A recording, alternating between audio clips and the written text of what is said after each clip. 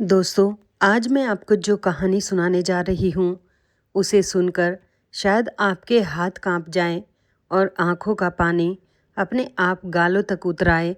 ये कहानी एक ऐसे थप्पड़ की है जिसकी आवाज़ पूरे रेलवे स्टेशन पर गूंजी थी, मगर जो चोट उस थप्पड़ के पीछे छिपी थी, वो 3 साल पुरानी थी।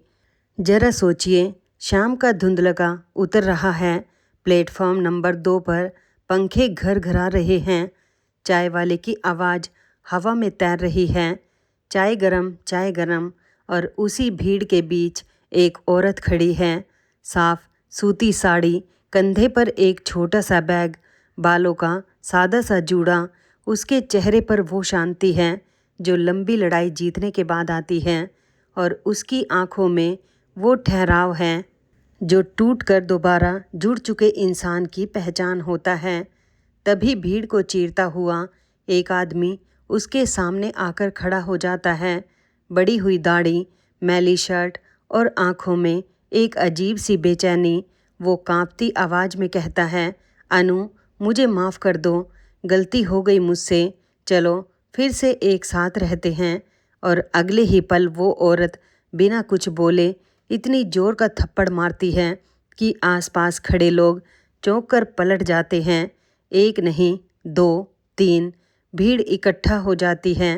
कोई पूछता है, क्या हुआ बहन जी, कोई परेशानी है?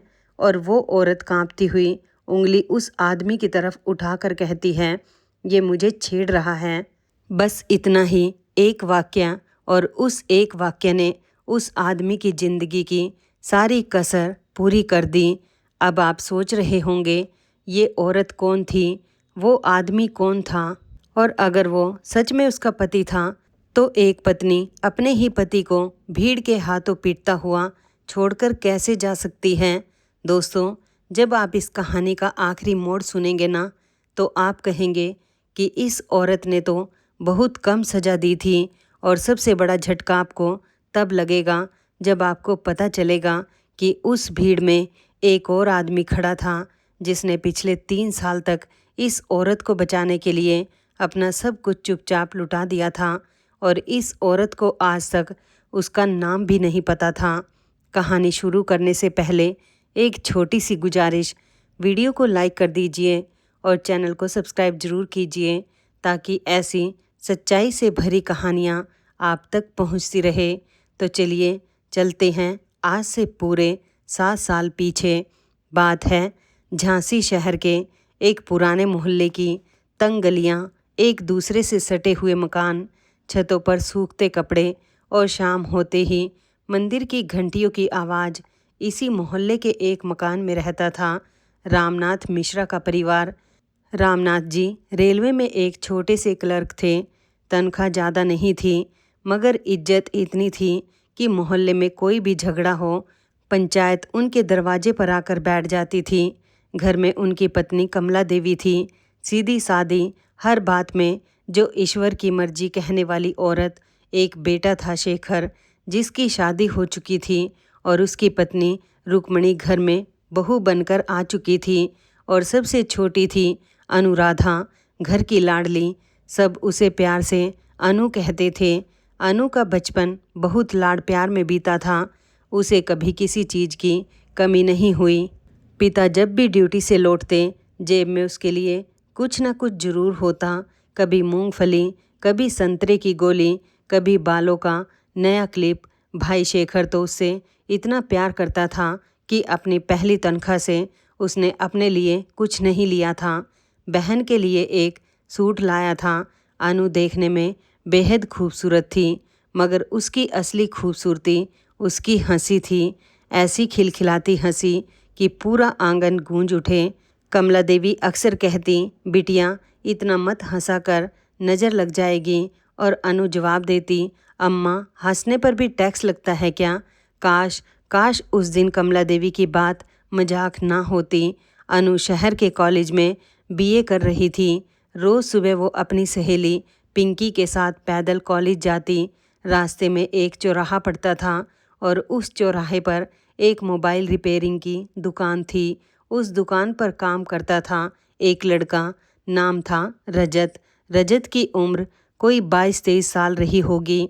लंबा कद, हल्की सी दाढ़ी और बात करने का ऐसा अंदाज कि सामने वाला बस सुनता रह जाए। उसके पास अपना कुछ नहीं था, न घर, न ज़मीन, न पढ़ाई, मगर उसके पास वो चीज़ थी जो लड़कियों को सबसे पहले खींचती है, मीठी जुबान। पहले तो बस नज़रें मिलती थी।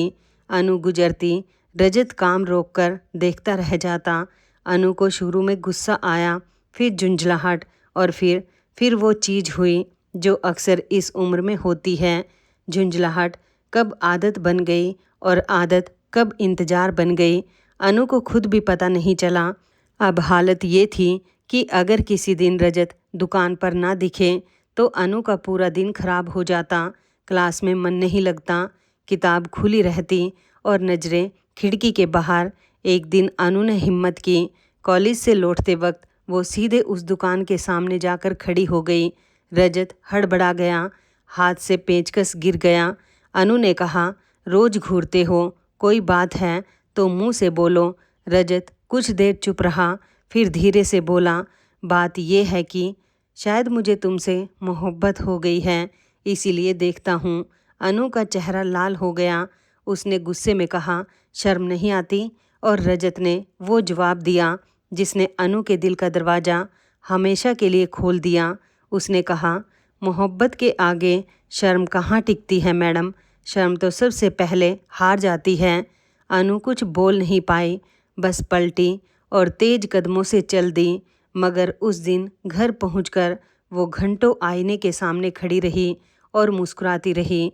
दोस्तों, यहाँ एक बात मैं आपसे कहना चाहूँगी, जब कोई इंसान बहुत सुंदर बातें करता है ना, तो हमें रुककर एक बार ज़रूर सोचना चाहिए कि इन बातों के पीछे उसकी नीयत क्या है, क्योंकि मीठे बोल तो शहद में भी होते हैं और जहर में भी।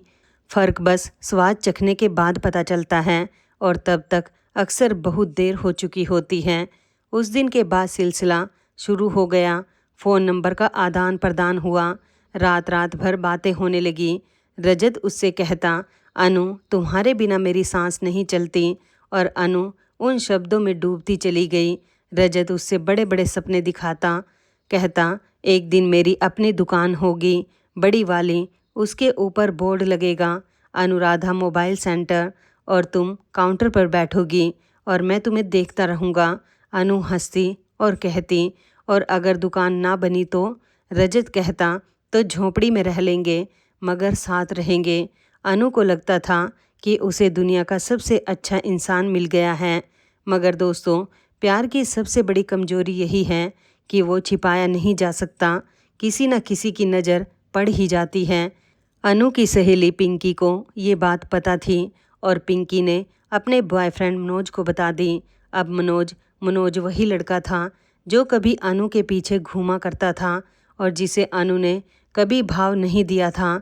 जब उसे पता चला कि जिस लड़की ने उसे देखा तक नहीं, वो एक मोबाइल दुकान वाले लड़के के लिए पागल है, तो उसके अंदर की जलन उबल पड़ी। एक शाम मनोज सीधा रामनाथ जी के घर पहुंच गया। बड़ी विनम्रता से हाथ जोड़कर बोला, अंकल जी, मैं आपका बुरा नहीं चाहता, इसीलिए बताने आया हूँ। अनुराधा जी का चौराहे वाले लड़के रजत के साथ चक्कर चल रहा है, पूरा कॉलेज जानता है। रामनाथ जी का चेहरा पत्थर जैसा हो गया। शेखर वहीं खड़ा था, उसकी मुट्ठियाँ भिज गई, मगर रामनाथ जी ने बहुत शांत आवाज़ में कहा, बेटा, हमारी बेटी ऐसी नहीं है, तुम जाओ। मनोज बोला, अंकल, यकीन नहीं है तो मैं सबूत ला दूंगा। रामनाथ जी की आवाज़ अब सख्त हो गई, सबूत की ज़रूरत नहीं है, तुम अपने काम से काम रखो। मनोज चला गया, मगर दोस्तों, जाते जाते वो एक चीज़ छोड़ गया, शक। और शक वो दीमक है जो घर की नींव को अंदर ही अंदर खा जाती है। उस रात रामनाथ जी सोए नहीं, सारी रात छत पर टहलते रहे। कमला देवी ऊपर आई तो उन्होंने बस इतना कहा, कमला, मैंने ज़िंदगी भर एक ही चीज़ कमाई है, इज्जत। अगर वो भी चली गई तो मेरे पास कुछ नहीं बचेगा। अगले 3 दिन में रामनाथ जी ने चुपचाप उस लड़के के बारे में सब पता कर लिया, और जो पता चला उसने उनकी नींद और उड़ा दी। रजत का ना कोई ठिकाना था, ना कोई जिम्मेदारी, दुकान पर काम करता था, मगर 2 बार पैसे के हिसाब में गड़बड़ी की शिकायत आ चुकी थी। मोहल्ले में उसके बारे में लोग अच्छा नहीं बोलते थे।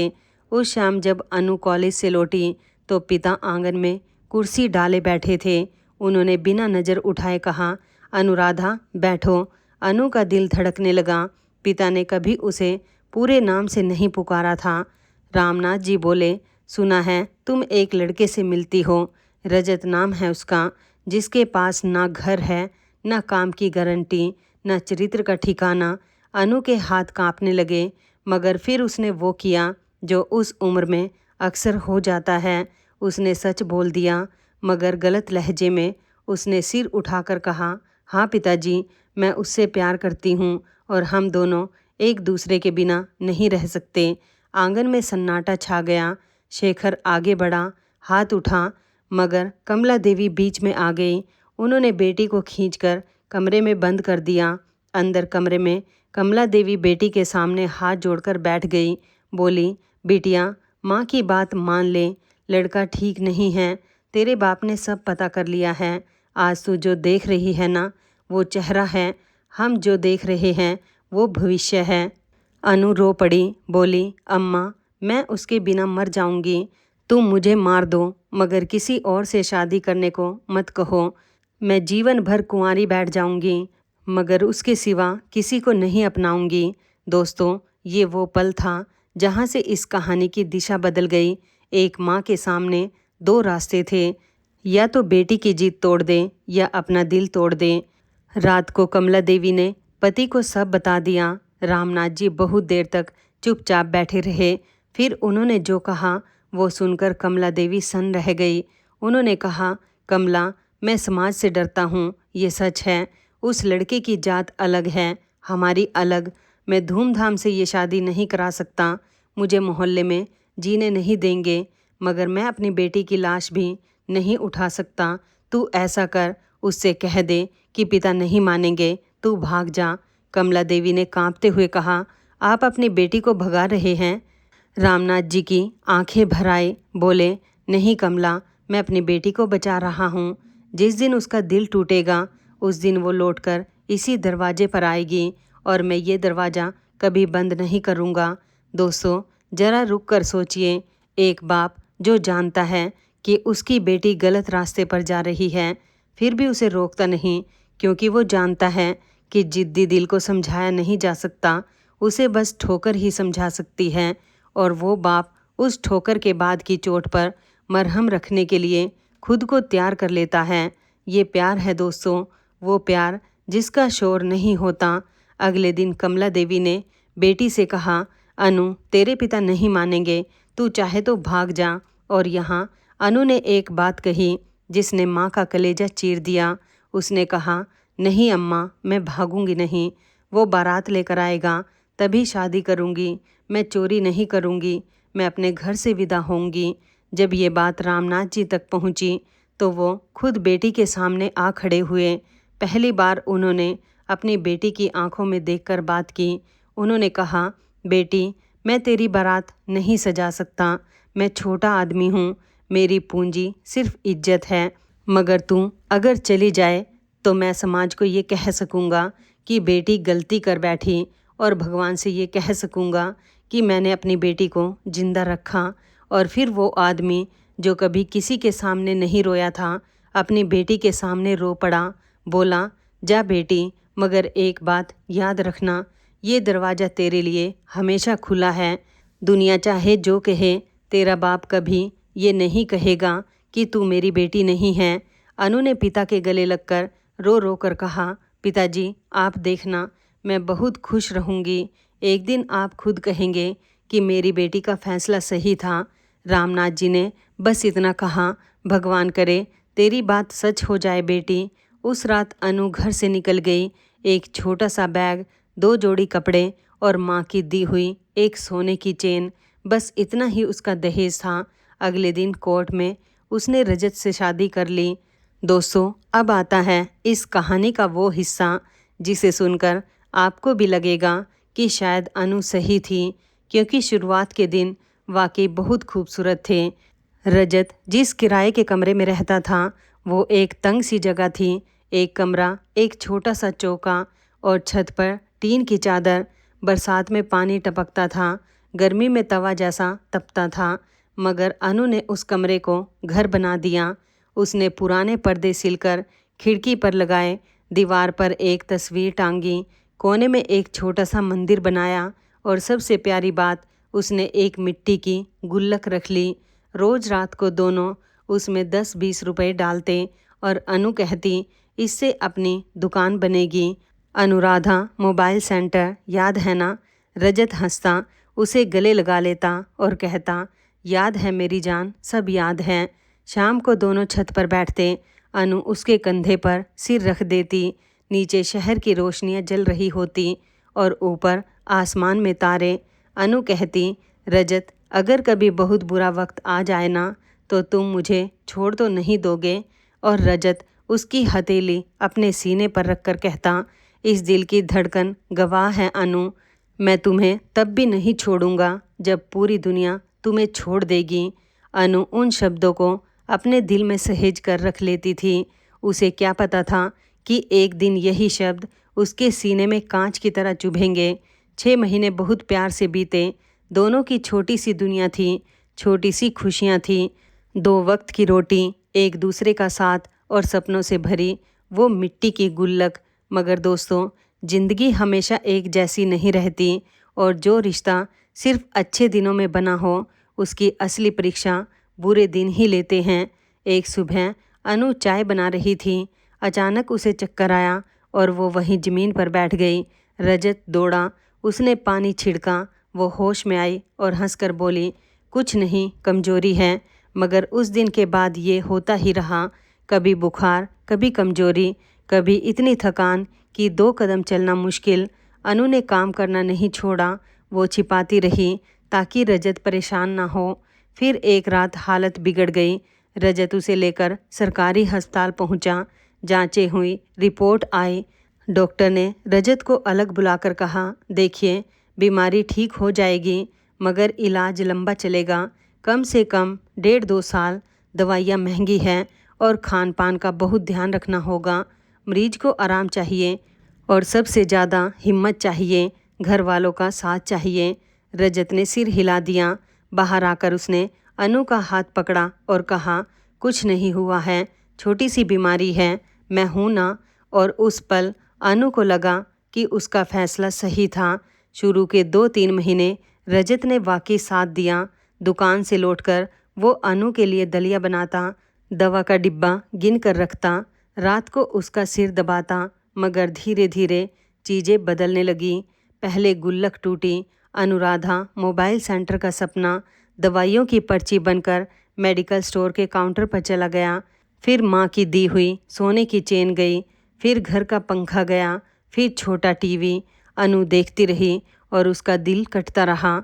एक रात उसने रोते हुए कहा, रजत, मैं तुम्हारे लिए बोझ बन गई हूँ ना। रजत ने उस रात उसका माथा चूमकर कहा, पगली, बीवी बोझ नहीं होती, बीवी हिस्सा होती है। मगर दोस्तों, उसी रात के बाद रजत का लौटने का समय बढ़ने लगा। पहले 9 बजे, फिर 11, फिर आधी रात। उसकी संगत बदल गई थी। दुकान के पास ही एक लड़का था, कल्लू, जो उसे रोज कहता, अरे यार रजत, तूने तो अपने पैरों में कुल्हाड़ी मार ली, जवानी के दिन हैं और तू एक बीमार बीवी की सेवा में लगा है, कब तक करेगा? 2 साल, 5 साल, और अगर वो ठीक ही ना हुई तो? और रजत सुनता रहा और वो जहर धीरे धीरे उसके अंदर उतरता चला गया। अब वो घर में चिड़चिड़ाने लगा था। दवा का डिब्बा देखकर मुंह बनाता। अनु अगर कुछ मांगती तो कहता, पैसे पेड़ पर लगते हैं क्या? अनु चुप रह जाती। वो पहले ही टूट चुकी थी। बीमारी ने उसका शरीर ऐसा कर दिया था कि वो खुद को आईने में देखना छोड़ चुकी थी। चेहरा उतर गया था, बाल झड़ने लगे थे, आंखों के नीचे काले घेरे पड़ चुके थे। वो लड़की जिसकी हंसी पूरा आंगन गुंजा देती थी, अब बिस्तर पर लेटी छत को घूरती रहती थी। और फिर वो रात आई दोस्तों, इस कहानी की सबसे काली रात। रजत घर आया, उसने अपना बैग उठाया और कपड़े भरने लगा। अनु ने उठने की कोशिश की, कांपती आवाज़ में पूछा, कहाँ जा रहे हो? रजत पलटा और उसने वो शब्द कहे जो किसी भी औरत के लिए मौत से बदतर होते हैं। उसने कहा, बहुत हो गया अनु, अब मैं तुम्हारे साथ नहीं रह सकता। मैंने शादी इसलिए की थी कि ज़िंदगी आराम से कटेगी, मगर तुमने तो मेरी ज़िंदगी नर्क बना दी। ना ऐशो आराम, ना ढंग का खाना, ना कोई रिश्ता, बस इलाज इलाज इलाज। मैं थक गया हूँ, मुझसे नहीं होगा। अनु बिस्तर से गिरते पड़ते नीचे उतरी। उसने उसके पैर पकड़ लिए, रोते हुए बोली, रजत बस थोड़े दिन और, डॉक्टर ने कहा है मैं ठीक हो जाऊंगी, मैं फिर से काम करूंगी, मैं तुम्हारा एक एक पैसा लौटा दूंगी, मुझे मत छोड़ो, मेरा इस दुनिया में तुम्हारे सिवा कोई नहीं है। और रजत ने अपना पैर छुड़ाया, दरवाजे तक गया और बिना पलटे चला गया। दोस्तों, ज़रा उस औरत की हालत सोचिए, जिस आदमी के लिए उसने अपना बाप छोड़ा, माँ छोड़ी, भाई छोड़ा, घर छोड़ा, इज्जत छोड़ी, उसी आदमी ने उसे उस हालत में छोड़ दिया जब वो अपने हाथ से पानी का गिलास तक नहीं उठा सकती थी। अनु 11 दिन तक उस दरवाजे को देखती रही। हर आहट पर लगता कि वो लौट आया। मकान मालिक ने तरस खाकर 2 वक्त की रोटी दे दी, वरना शायद वो भूख से ही चली जाती। फिर उसने हिम्मत जुटाई, एक एक करके हर उस जगह गई जहाँ रजत मिल सकता था। दुकान पर गई, मालिक ने कहा वो काम छोड़ चुका है। कल्लू के पास गई, उसने मुंह फेर लिया। रिश्तेदारों के पते पर गई, किसी ने दरवाज़ा तक नहीं खोला। और तब अनु टूट गई पूरी तरह। उस रात वो खाली कमरे में बैठी थी। दीवार पर अब भी उन दोनों की तस्वीर टंगी थी। कोने में खाली गुल्लक पड़ी थी और उसके हाथ में दवा की एक शीशी थी। उसने सोचा, अब जीकर क्या करूँगी, ना शरीर साथ देता है, ना कोई अपना बचा है। मायके जा नहीं सकती, क्योंकि जिस बाप ने मना किया था उसी के सामने कैसे खड़ी हूँ। मगर तभी दोस्तों, उसके जहन में एक चेहरा कौन था? उसके पिता का चेहरा, वो आंसू और वो शब्द, ये दरवाज़ा तेरे लिए हमेशा खुला है। उसने सोचा, एक बार बता तो दूं, वरना उम्र भर उनके दिल में रहेगा कि बेटी ने जाते जाते बताया भी नहीं। और उसने कांपते हाथों से फ़ोन लगाया। उधर झांसी में रामनाथ जी खाना खा रहे थे। नंबर देखते ही उनका हाथ रुक गया। 3 साल नहीं, 1.5 साल बाद बेटी का नंबर। उन्होंने फ़ोन उठाया। दूसरी तरफ से सिर्फ सिसकियाँ आ रही थीं। फिर टूटी हुई आवाज़ आई, पिताजी, ये मेरा आखिरी फ़ोन है, आज के बाद मैं आपको कभी परेशान नहीं करूँगी। रामनाथ जी का चम्मच थाली में गिर गया। वो खड़े हो गए, बोले, बेटी क्या हुआ, बता मुझे क्या हुआ। अनु ने रोते रोते सब बता दिया, बीमारी, इलाज और वो रात। रामनाथ जी कुछ पल के लिए बोल ही नहीं पाए। फिर उन्होंने चीख कर कहा, अनु ऐसा सोचना भी मत, सुन रही है, तू वापस आ जा, मैं तुझे अपने पास रखूँगा, तेरा इलाज कराऊँगा। अनु बोली, पिताजी समाज क्या कहेगा, आपकी इज्जत। और दोस्तों, तब उस बाप ने वो बात कही जो हर बेटी को सुननी चाहिए। उसने कहा, भाड़ में जाए समाज, मैंने पूरी उम्र समाज की सुनी और उसी चक्कर में अपनी बेटी को घर से जाने दिया। आज मुझे समझ आ गया कि इज्जत बच जाए और बेटी चली जाए तो वो इज्जत नहीं, सज़ा है। तू आ जा बेटी, अगर मोहल्ले से डर लगता है तो मैं तुझे शहर में अलग कमरा दिलाऊंगा, मगर तू आ जा। और ये कदम कभी मत सोचना, तेरा बाप जिंदा है अभी। फिर उन्होंने कहा, मैं शेखर को भेज रहा हूँ, रात हो जाएगी, अंधेरे में कोई नहीं देखेगा, तू बस अपना सामान बांध ले। उसी रात शेखर पहुँचा। जब उसने दरवाज़ा खोला और अपनी बहन को देखा, वो बहन जिसे वो गोद में उठाकर मेला घुमाया करता था, तो वो वहीं दहलीज पर बैठ गया। पहचान ही नहीं पाया, हड्डियों का ढांचा, बिखरे बाल, धसी हुई आंखें। शेखर ने उसे कंबल में लपेटा, गोद में उठाया और गाड़ी में बिठा लिया। रात के 2 बजे जब वो घर पहुँचे तो कमला देवी दरवाजे पर ही खड़ी थी। बेटी को देखते ही वो चीख पड़ी। माँ बेटी एक दूसरे से लिपटकर इतना रोई कि रामनाथ जी को दोनों को अलग करना पड़ा। रामनाथ जी ने बेटी का सिर सहलाया और बस इतना कहा, अब कुछ नहीं होगा बेटी, तेरा बाप है ना। दोस्तों, अब शुरू हुआ वो सफ़र जिसमें एक परिवार ने अपनी बेटी को मौत के मुंह से खींचकर वापस निकाला। 2-3 दिन अनु घर के अंदर वाले कमरे में रही ताकि मोहल्ले को पता ना चले। फिर शेखर ने शहर में एक छोटा सा कमरा किराए पर लिया। वहाँ सारा सामान भरा और अनु को वहाँ रखा गया। कभी माँ जाकर रहती, कभी पिता, कभी भाभी रुक्मणी, और इलाज शुरू हुआ बड़े अस्पताल में। मगर यहाँ एक बात थी जो अनु को कभी समझ नहीं आई। हर महीने अस्पताल का बिल बहुत लंबा बनता था, मगर काउंटर पर जब भी शेखर जाता तो उसे कहा जाता, आपका आधा बिल जमा हो चुका है। शेखर ने कई बार पूछा, किसने जमा किया? काउंटर वाला हर बार यही कहता, साहब नाम बताने से मना किया गया है, बस इतना लिखा है, शुभचिंतक। शेखर हैरान रह जाता। उसने कई बार अस्पताल के चक्कर लगाए, कई बार ट्रस्ट का पता किया, मगर कुछ हाथ नहीं आया। आखिर में परिवार ने मान लिया कि शायद कोई सरकारी योजना होगी या किसी सेठ का दान। दोस्तों, याद रखिए इस बात को, क्योंकि इसी बात में इस कहानी का सबसे बड़ा राज छिपा है। महीने बीते, 6 महीने के भीतर वो चमत्कार हुआ जिसकी दुआ पूरा परिवार मांग रहा था।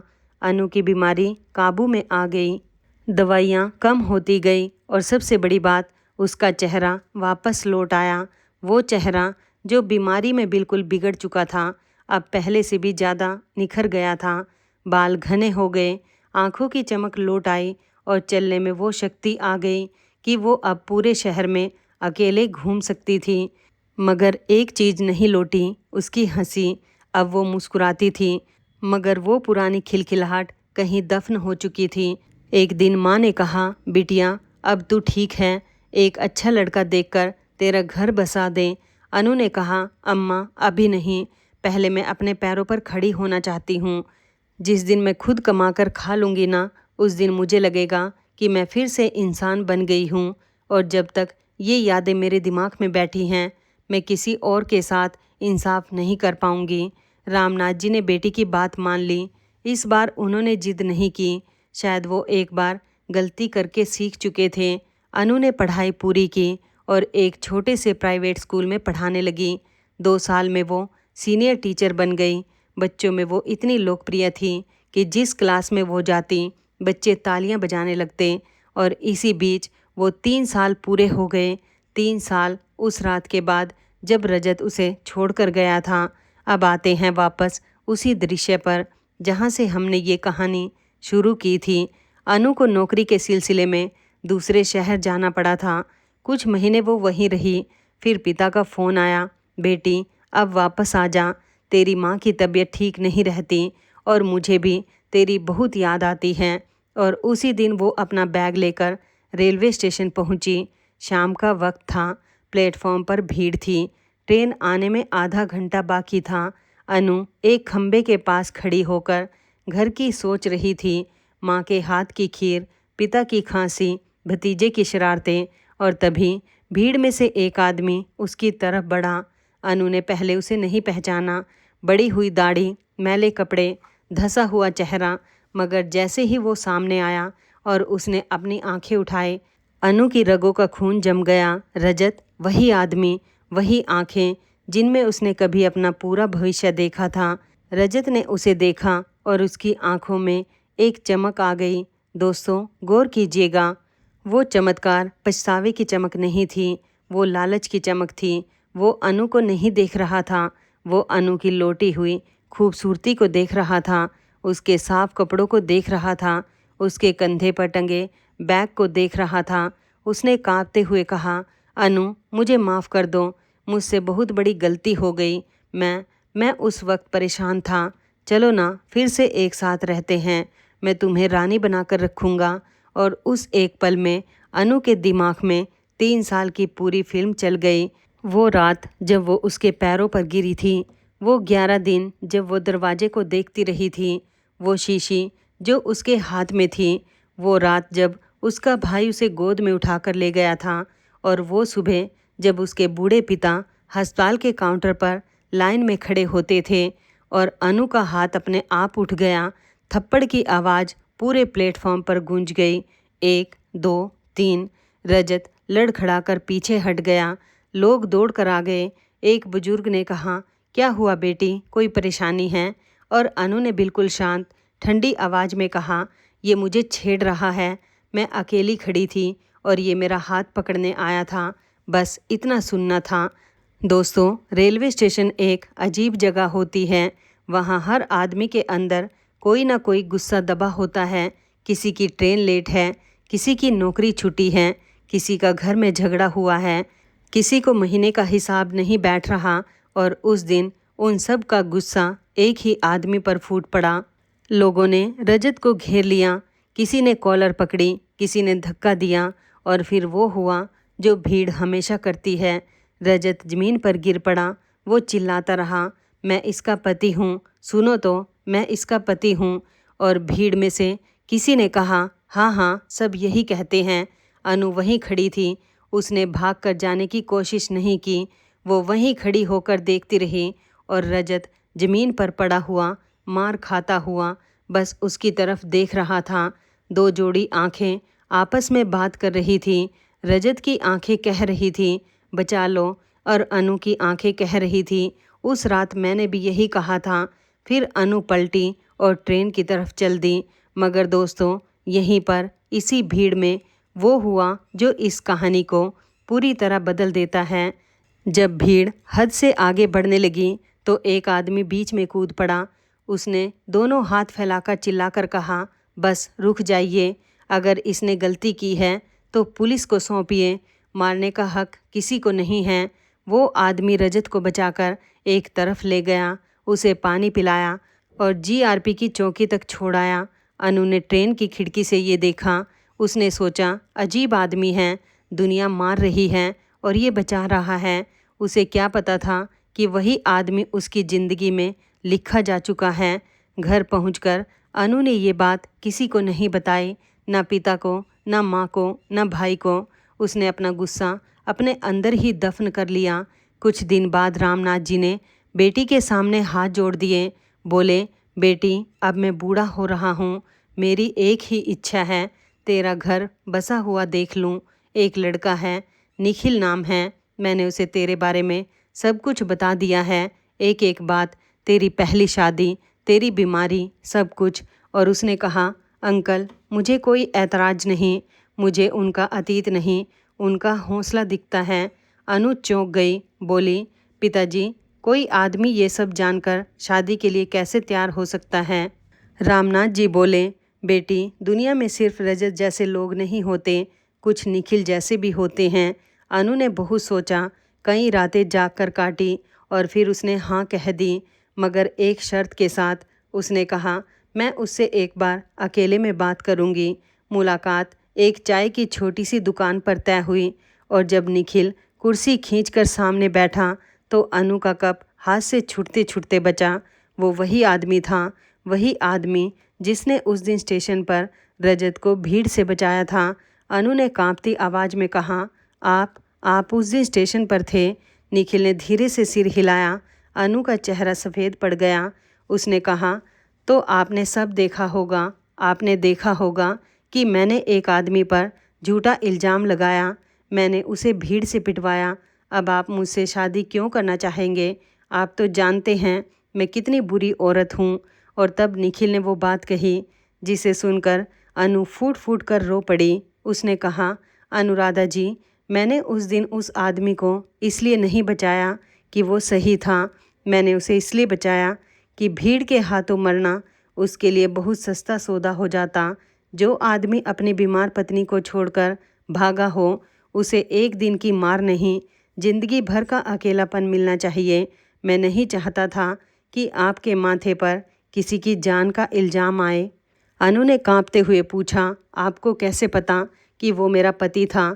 मैंने तो किसी को नहीं बताया। और यहाँ दोस्तों आता है इस कहानी का सबसे बड़ा मोड़। निखिल ने अपनी जेब से एक पुराना मुड़ा हुआ कागज़ निकाला और मेज पर रख दिया। वो अस्पताल की एक रसीद थी, 3 साल पुरानी, और उस पर जमाकर्ता की जगह लिखा था शुभचिंतक। अनु ने वो कागज़ उठाया और उसके हाथ कांपने लगे। निखिल ने धीरे से कहा, मैं उसी अस्पताल में काम करता था अनुराधा जी, मेडिकल स्टोर के काउंटर पर, और शाम को वार्ड में रिकॉर्ड का काम देखता था। मैंने आपको पहली बार तब देखा था जब आपके भाई आपको गोद में उठाकर लाए थे।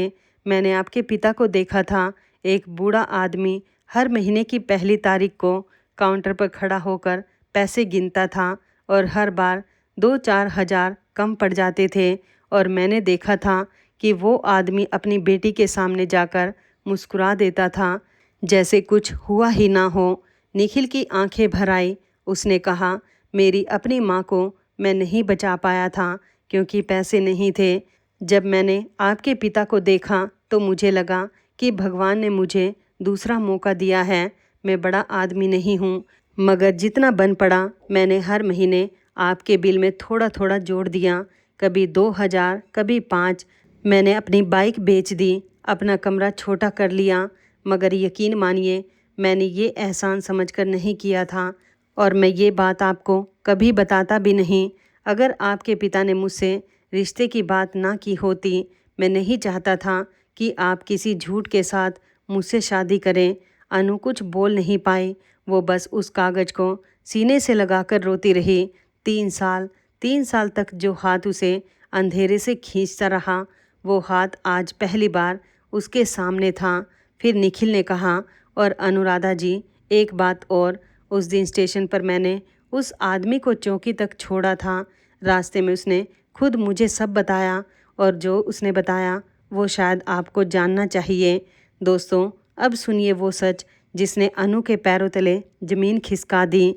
रजत उस रात परेशान होकर नहीं गया था, वो एक सौदा करके गया था। कल्लू ने उसे एक रिश्ता दिखाया था, एक ठेकेदार की बेटी जिसके साथ मोटी रकम और एक दुकान मिलने वाली थी। शर्त बस इतनी थी कि रजत को अपनी पहली शादी की बात दफन करनी थी और उसने वही किया। इसलिए वो घर की एक एक चीज़ बेचकर अनु की सोने की चेन तक बेचकर गया था, क्योंकि उसे नई शुरुआत के लिए पैसे चाहिए थे। मगर ईश्वर का इंसाफ देखिए, शादी के 1.5 साल बाद ठेकेदार को सच पता चल गया कि रजत पहले से शादीशुदा है और उसने एक बीमार औरत को छोड़ा है। उसने रजत को घर से निकाल दिया, दुकान वापस ले ली और उसकी बेटी ने उसका चेहरा तक देखने से मना कर दिया। रजत सड़क पर आ गया, न काम, न घर, न कोई अपना। और तब उसे याद आई अनु, इसलिए वो उसे ढूंढ रहा था, मोहब्बत के लिए नहीं, ठिकाने के लिए। अनु ने सुना और बहुत देर तक चुप बैठी रही। फिर उसने बस इतना कहा, जो बोया था वही काट रहा है। कुछ महीने बाद एक छोटे से मंदिर में बिना किसी शोर शराबे के अनुराधा और निखिल की शादी हो गई। न बैंड, न बाजा, न बारात, बस परिवार के 10 लोग, एक पंडित जी और 2 लोग जो एक दूसरे के अतीत को जानते हुए एक दूसरे का हाथ थाम रहे थे। रामनाथ जी ने कन्यादान करते वक्त अपनी बेटी से कहा, बेटी, उस दिन मैंने तुझे भेजा था, आज मैं तुझे सौंप रहा हूँ। फ़र्क बस इतना है, उस दिन मेरी आंखों में डर था, आज विश्वास है। अनु ने पिता के पैर छूकर कहा, पिताजी, मुझे माफ़ कर दीजिए। आपने उस दिन जो कहा था वो सही था, मैंने आपकी बात नहीं मानी। रामनाथ जी ने उसे उठाकर गले लगाया और कहा, बेटी, माँ बाप की बात इसलिए नहीं मानी जाती कि वो हमेशा सही होते हैं, इसलिए मानी जाती है क्योंकि उन्होंने वो ठोकरें पहले खाई होती हैं जो हम खाने जा रहे होते हैं। अब अनु निखिल के साथ रहती है। घर छोटा है मगर उसमें हंसी लौट आई है, वही पुरानी खिलखिलाहट जो पूरा आंगन गुंजा देती है। निखिल की बूढ़ी दादी उसी घर में रहती है और अनु उनकी सेवा ऐसे करती है जैसे सगी पोती हो। और अब सुनिए इस कहानी का आखिरी हिस्सा, वो हिस्सा जो असल में इसे पूरा करता है। शादी के लगभग 1 साल बाद अनु और निखिल किसी काम से उसी रेलवे स्टेशन पर गए। प्लेटफॉर्म नंबर 2, वही खंबा, और वहाँ एक कोने में अनु ने एक आदमी को देखा, फटी हुई कमीज, लंगड़ाता हुआ पैर और हाथ में एक कटोरा। रजत। उसने अनु को नहीं देखा, शायद वो अब किसी को पहचानने की हालत में भी नहीं था। अनु कुछ देर वहीं खड़ी रही। निखिल ने धीरे से पूछा, क्या करना चाहती हो? अनु ने कहा, पता नहीं, मेरा दिल कहता है कुछ मत करो, ये उसकी सज़ा है। निखिल ने कहा, सज़ा उसे मिल चुकी है अनु, अब जो तुम करोगी वो सज़ा नहीं, तुम्हारी पहचान होगी। अनु कुछ देर चुप रही, फिर उसने अपने बैग से कुछ पैसे निकाले, स्टेशन के एक चाय वाले को दिए और कहा, भैया उस आदमी को रोज़ 2 वक्त का खाना दे दिया कीजिए। पैसे मैं हर महीने भिजवा दूंगी, मगर एक शर्त है, उसे कभी मत बताइएगा कि किसने भेजा है। चाय वाले ने पूछा, बहन जी नाम क्या बताऊं अगर पूछे तो? और अनु ने मुस्कुराकर कहा, कह देना शुभचिंतक। दोस्तों जरा सोचिए, जिस आदमी ने उसे मरने के लिए छोड़ दिया था, उसी आदमी की रोटी का इंतजाम उसने चुपचाप कर दिया, उसी नाम से जिस नाम ने कभी उसकी जान बचाई थी। ये बदला नहीं था, ये जीत थी। क्योंकि दोस्तों बदला लेकर आप सामने वाले को नीचा गिराते हैं और माफ़ करके आप खुद को इतना ऊपर उठा लेते हैं कि वो आपको छू भी नहीं सकता। अब अनु के मन में कोई बोझ नहीं है। हाँ, कभी कभी रात को वो निखिल से कहती है, मुझे आज भी लगता है कि उस दिन मैंने गलत किया, मैंने झूठ बोलकर उसे पिटवाया। और निखिल हर बार यही जवाब देता है, तुमने झूठ नहीं बोला था अनु, तुमने कहा था कि ये तुम्हें छेड़ रहा है। और सच तो ये है कि वो आदमी 3 साल से तुम्हारी रूह को छेड़ रहा था। भीड़ ने बस उसका हिसाब चुकता किया। तो दोस्तों इस कहानी से हमें 3 बातें सीखने को मिलती हैं। पहली, प्यार अंधा नहीं होता, हम आंखें बंद कर लेते हैं। जब कोई इंसान आपसे बहुत मीठा बोले तो उसके शब्द नहीं, उसका किरदार देखिए, क्योंकि शब्द 2 मिनट में गढ़े जा सकते हैं, किरदार बनने में सालों लगते हैं। दूसरी, माँ बाप जब मना करते हैं तो उसके पीछे कोई ना कोई वजह ज़रूर होती है। हो सकता है वो वजह आपको उस वक्त समझ ना आए, मगर याद रखिए वो आपसे ज़्यादा दुनिया देख चुके हैं। और सबसे बड़ी बात, इस दुनिया में सिर्फ वही 2 लोग हैं जो आपकी तरक्की से जलते नहीं, खुश होते हैं। और तीसरी सबसे बड़ी बात, जो इंसान आपको बुरे वक्त में छोड़कर जाए उसके लिए कभी मत रोइए, क्योंकि वो आपको छोड़कर नहीं गया, वो आपकी ज़िंदगी से बोझ हटा कर गया। भगवान कभी कभी गलत लोगों को हटाने के लिए ही बुरा वक्त भेजता है। और हाँ, एक बात औरतों से ख़ास तौर पर कहना चाहूँगी, अगर कभी ज़िंदगी आपको घुटनों पर ले आए तो उठ खड़े होने का हौसला मत छोड़िए, क्योंकि जो अनुराधा 3 साल पहले बिस्तर पर पड़ी मौत का इंतज़ार कर रही थी, वही अनुराधा आज सैकड़ों बच्चों को पढ़ा रही है। वक्त बदलता है दोस्तों, बस सांस चलती रहनी चाहिए। तो दोस्तों ये थी आज की कहानी। आपको कैसी लगी कमेंट सेक्शन में ज़रूर बताइएगा। और मुझे एक बात ज़रूर बताइए, अनुराधा ने उस दिन स्टेशन पर जो किया, क्या वो सही था? अगर आप उसकी जगह होते तो क्या करते? माफ़ कर देते या सज़ा दिलवाते? अपना जवाब कमेंट में लिखिए, मैं हर कमेंट पढ़ती हूँ। अगर कहानी दिल को छू गई हो तो वीडियो को लाइक कीजिए, चैनल को सब्सक्राइब कीजिए और बेल आइकन ज़रूर दबाइए, ताकि ऐसी कहानियाँ आप तक सबसे पहले पहुँचे। और इस कहानी को उन लोगों तक ज़रूर पहुँचाइए जो आज बुरे वक्त से गुज़र रहे हैं। हो सकता है ये कहानी किसी को हिम्मत दे दे। ये कहानी पूरी तरह काल्पनिक है और इसका किसी भी जीवित या मृत व्यक्ति से कोई संबंध नहीं है। इन कहानियों को सुनाने का मकसद किसी को दुख पहुंचाना नहीं, बल्कि आपको कुछ सीख देना है। मिलते हैं अगली कहानी में एक नए टॉपिक के साथ। तब तक के लिए अपना ख्याल रखिएगा। धन्यवाद दोस्तों।